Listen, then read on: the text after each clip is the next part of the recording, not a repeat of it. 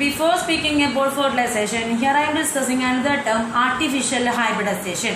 Artificial hybridization. So commonly used technique in plant breeding program to obtain desirable characters. Clear? So artificial hybridization is a commonly used technique in plant breeding program to obtain desired characters. Okay, anthers are removed from the bisexual flowers using forceps. Why the anthers are removing? Because when we are not removing the anthers, it may lead to the self-pollination. Okay, so we are with the help of forceps from the bisexual flowers removing the anthers. The process is known as emasculation, and this is done before the anther dehisces. Okay, the process is known as emasculation and is done before the anther dehisces. The emasculated flower is covered with a paper bag to prevent contamination from unwanted pollens. This is called bagging. So here we discuss three topics. Artificial hybridization. What is artificial hybridization? It is a commonly used technique in which plant breeding program to obtain desirable characters. Okay. Next we discuss emasculation. Emasculation means to make sure the desired pollen grains are used for pollination. Emasculation is carried out. That means removal of anthers from the flower, but before anther dehiscence is known as emasculation. The emasculated flowers are generally covered with a bag of suitable size to prevent contamination of stigma with unwanted pollens. This is known as bagging. Okay, if all these are practiced in the breeding, the fruits developed will show improved variety of seeds, thus enhances the yield and quality of the crops. Okay, otherwise it will causes inbreeding depression. To overcome that inbreeding depression and produce a new variety, emasculation and bagging are very useful. Emasculation and bagging are very useful. In case of unisexual flowers, female plant, then emasculation is not required because the bagging, artificial pollination and rebagging are required for crop improvement and hybrid seed formation. If unisexual flowers are seen in female plant, then emasculation is not required, but bagging, artificial pollination and rebagging are required for crop improvement and hybrid seed formation. Clear? So that's about artificial hybridization. Here asking two questions. What is emasculation and what is bagging? I hope now you are clear with what is bagging and emasculation.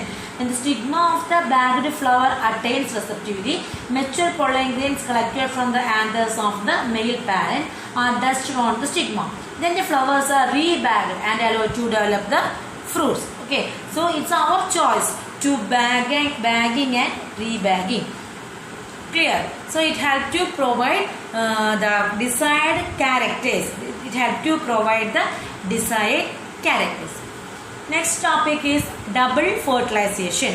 What is the difference between double fertilization and the syngamy? Next we are discussing about double fertilization and syngamy. What is double fertilization syngamy? We discussed in last year morphology chapter. We discussed the double fertilization and syngamy. What is that?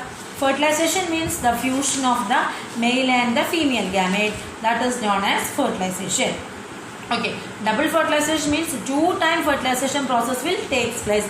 That is known as double fertilization. After entering the pollen tube into the ovule, the pollen tube ruptures to set it free of two male nuclei along with its content into the synergids. Okay, when the pollen tube get mature, the pollen tube ruptures to set free of two male gametes. Okay, so we need only one gamete to fuse with the egg. The filiform apparatus receives the male nuclei and transfers it into the egg, the polar nuclei for fertilization. One male gamete approaches the egg and fuses for fertilization, and that's known as syngamy. Clear it is.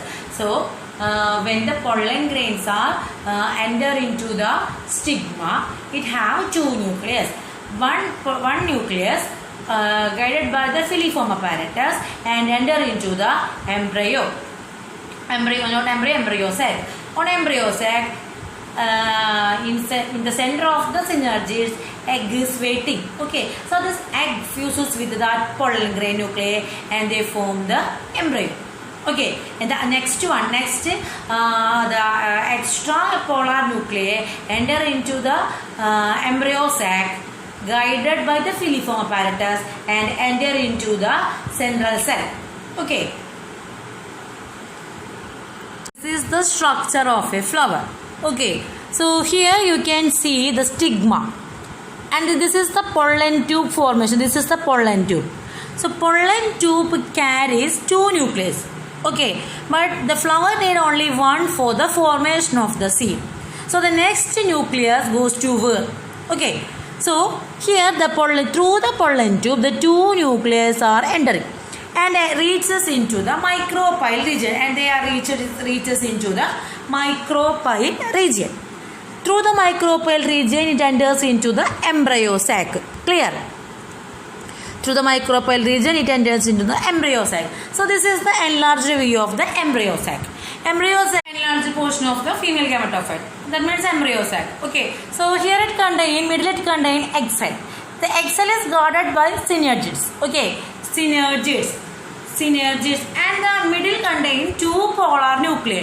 Here it contain two polar nuclei, and cella cell and contain antipodal cells. So these are the feature of the female gametophyte. Okay. So when the pollen grains are entered through the micropyle region, it have two nuclei. So the one nucleus fuses with the egg cell. Okay. Egg cell. For entering into the egg cell, it is guided by the filiform apparatus seen in the synergid portion. Clear? So here the egg cell and the polar nuclei fuse together to form the embryo. Then the next, another pollen grain goes to the polar nuclei portion. That means central cell portion. Okay. So another polar nuclei goes into the central cell portion. Central cell already contain two cells. Okay. Then the polar nuclei having one nucleus. So these three nucleus fuse together. Okay. So this form a triploid condition. That means 3N condition. Primary endosperm nucleus. So the central polar nuclei fuses with the male gamete, form primary endosperm nucleus. Primary endosperm nucleus, PEN. It contains three nucleus. That's why it is known as triploid nucleus. Clear test, triploid nucleus. Okay. When the pollen grain fuses with the egg cell, that is known as synchrony. So in this case, 2 times the fertilization process will take place. That's why this is known as double fertilization or triple fusion. Double fertilization and the triple fusion, because they are having 3 nucleus. That's why it is known as triple fusion. As synchrony and triple fusion takes place simultaneously in the embryo sac, it is termed as double fertilization. The central cell after triple fusion forms primary endosperm cell, which later develop into endosperm. The zygote later develops into an embryo. The fusion results in zygote. The zygote later results in the formation of an embryo. Now clear it is. Okay, again I am repeating because this topic and this chapter is very, very important. That's why I am repeating again. When the pollen grain falls on the stigma, they germinate and give rise to pollen tube that passes through the style and enter into the ovule. After this, pollen tube enters one of the synergids and releases 2 male gametes. Out of the 2 male gametes, one gamete fuses with the nucleus of the egg cell and forms the zygote. That process is known as synchrony. Okay, the other male gamete fuses with the 2 polar nuclei located in the central cell to form triploid primary endosperm nucleus, PEN. Since the process involves the fusion of 3 haploid nuclei, that's why it is known as triple fusion. Okay, Thus, the triple fusion is the fusion of male gamete with the two polar nuclei inside the embryo sac. So, two kind of fusion, syngamy and triple fusion, takes place in the embryo sac. That's why it is known as double fertilization. So, double fertilization is a unique feature in the flowering plants. After triple fusion, the central cell becomes the primary endosperm nucleus, and the primary endosperm nucleus divides into the endosperm while zygote develops into embryo. All these features are taking places in the embryo sac. I again repeating, all these are very, very important. Okay. Next we have to discuss post-fertilization events, embryo development, the structure of the seed, dicotyledon seed, adventitious seeds, fruit type of fruits, like that. Okay. So I told you that these 4 chapters, reproduction chapters, are having 18 marks weightage. Out of 70 marks, this reproduction chapter is having 18 marks. So first chapter is an introduction chapter, sexual reproduction, flowering plants, human reproduction, and assisted reproductive techniques. That are 3 important chapters. From these chapters you will be get 18 marks. So each chapter having 9 marks weightage. So please be careful with all the pictures. I again repeat to you, draw the pictures with pencil, not use pen for drawing. Clear test? And draw the pictures very carefully and neatly. I saw your pictures in exam portion. Only 1 or 2 students are drawing very neatly. Others are drawing it very pathetic condition you are drawing. Okay.